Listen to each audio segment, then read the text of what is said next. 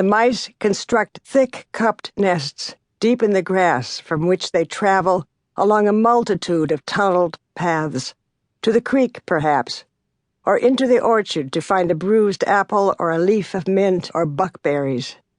Then they hurry home again to the peep and swirl of their nestlings. But these babes have been crunched on Ben's molars, have begun the descent through darkness and acids toward transformation. I hope they were well crunched. At home, Ben wolfs his food, as the saying goes. He barely lifts his face from the bowl, scarcely breathes until all is gone.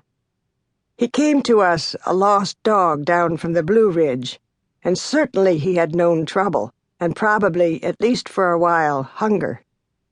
He came with a split tongue, a wound mysterious and long-healed, made perhaps on a roughly opened can, or by another dog during trough feeding. It is one of the secrets we will never know.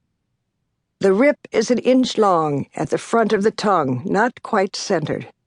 Now the tongue brims forward on its final slide in two directions, or hangs to both sides of his right fang tooth, which stands above the mossy bulk of the tongue like a white bird on a pink sea. Other quirks and mannerisms, frights and anxieties, Ben brought with him and has kept. Mostly he wants reasonable things, quiet, security, both Em and me within sight.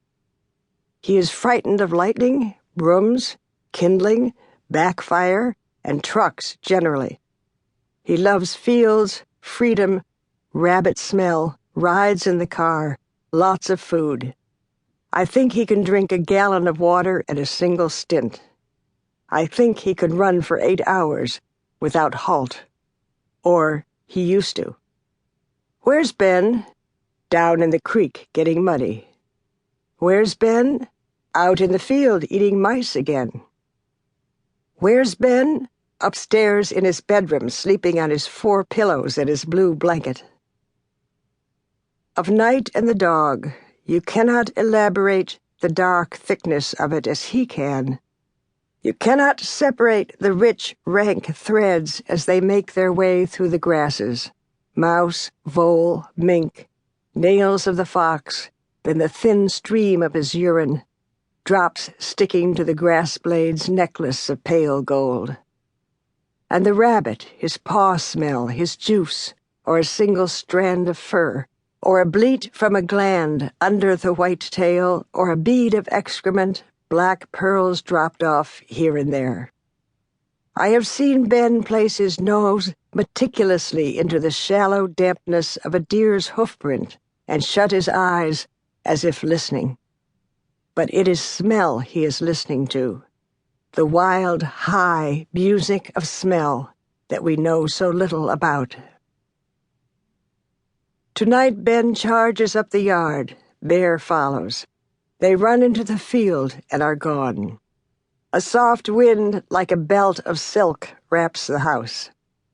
I follow them to the end of the field, where I hear the long-eared owl at wood's edge in one of the tall pines.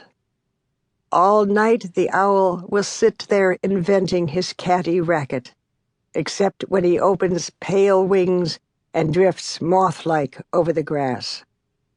I have seen both dogs look up as the bird floats by, and I suppose the field mouse hears it too, in the pebble of his tiny heart, though I hear nothing.